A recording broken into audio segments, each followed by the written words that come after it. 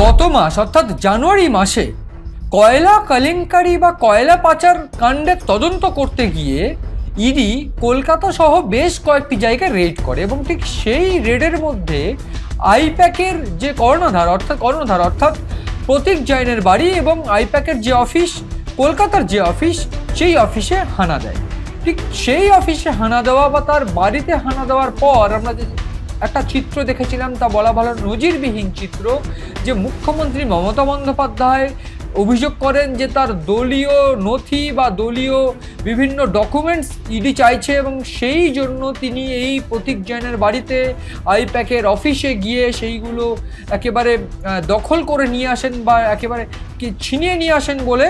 একটা তথ্য ওঠে বা বলা ভালো একটা অভিযোগ ওঠে ইডির তরফে। ঠিক তারপরই এই ঘটনাকে কেন্দ্র করে ইডি সুপ্রিম কোর্টের দ্বারস্থ হয় এবং সুপ্রিম কোর্টের দ্বারস্থ হয়ে ইডি পরিষ্কার করে জানিয়ে দেয় যে এই গোটা ঘটনায় মুখ্যমন্ত্রীর বিরুদ্ধে অভিযোগ আনেন এবং তারপর তারা সিবিআই তদন্ত দাবি করেন। সেই মামলায় ইডির তরফ থেকে এই যে দ্বিতীয় হিয়ারিং, সেই হিয়ারিং অর্থাৎ 3রা ফেব্রুয়ারিতে যে হিয়ারিং হয়, সেই হিয়ারিংয়ে শুনানি পর্বে মুখ্যমন্ত্রী মমতা বন্দ্যোপাধ্যায় বা রাজ্যের তরফ থেকে যে এফিডেভিট বা যে হলফনামা দেওয়া হয়, সেই হলফনামা পড়ে তারপরে হিয়ারিং চাওয়ার জন্য বা কিছুটা সময় চেয়ে তারপর যেন হিয়ারিং হয় তেমনটা দাবি করে ইডি। এবং ঠিক সেই হিয়ারিংয়ে একেবারে পরিষ্কার করে মুখ্যমন্ত্রী মমতা বন্দ্যোপাধ্যায়ের তরফ থেকে বা রাজ্যের তরফ থেকে যে বিষয়টি পরিষ্কার করা হয় বা সুপ্রিম কোর্টকে জানানো হয়, সেই হলফনামায় যে দলীয় নথি বা দলীয় কাগজ ইডি আধিকারিকরাই কিন্তু অনুমতি দেন যে মমতা বন্দ্যোপাধ্যায় যেন সেটা নিয়ে আসে বা বলা ভালো মমতা বন্দ্যোপাধ্যায় সেখানে যান এবং এই ডকুমেন্টস, হার্ড ড্রাইভ, সবুজ ফাইল বা এই মোবাইল ফোন, সেইটা ইডি আধিকারিকদের অনুমতি, ইডি আধিকারিকরা কোনোভাবে তাকে বাধা দেননি এবং তারপর সেটা তিনি নিয়ে আসেন। একেবারে 7 মিনিটের মধ্যে তিনি কিভাবে সেটাকে নিয়ে আসেন, ইডি আধিকারিকরা বাধা দিলে সেটা 7 মিনিটের মধ্যে কিভাবে সম্ভব, সেটা মোবাইল ফোন বা এই ডকুমেন্টসগুলো কিভাবে খুঁজে পাওয়া 7 মিনিটের মধ্যে সম্ভব, তা নিয়ে কিন্তু বিস্তর জল্পনা শুরু হয় এবং সেখানে সেটিং তত্ত্বও কিন্তু উঠে আসে। এবং যেহেতু ইডি একটা এইটা আমরা জানি যে কেন্দ্রীয় তদন্তকারী সংস্থা, সেইখানে কেন্দ্র রাজ্য একটা সেটিং, তা নিয়েও কিন্তু জল্পনা শুরু হয়। ঠিক তারপরে পরিষ্কার হয়ে যায় গোটা চিত্রটা এবং মমতা বন্দ্যোপাধ্যায়ের তরফ থেকে সেই এফিডেভিটের পর এই ইডির তরফ থেকে যে অভিযোগ আনা হয় যে মমতা বন্দ্যোপাধ্যায় তাদের ডকুমেন্টস ছিনিয়ে নিয়েছেন এবং ছিনিয়ে নেওয়ার পর সেই সমস্ত ডকুমেন্টস তিনি একেবারে আইপ্যাকের অফিস থেকে বা বলা ভালো প্রতীক জৈনের বাড়ি থেকে নিয়ে এসেছেন। ঠিক সেক্ষেত্রে সুপ্রিম কোর্টের কাছে যে এফিডেভিট দেওয়া হয়, সেইখানে দাঁড়িয়ে সিবিআই তদন্ত তারা চান, কিন্তু এক্ষেত্রে দাঁড়িয়ে সুপ্রিম কোর্ট পরিষ্কার করে একাধিক তরফেই কিন্তু বা এই ডিজির তরফে বা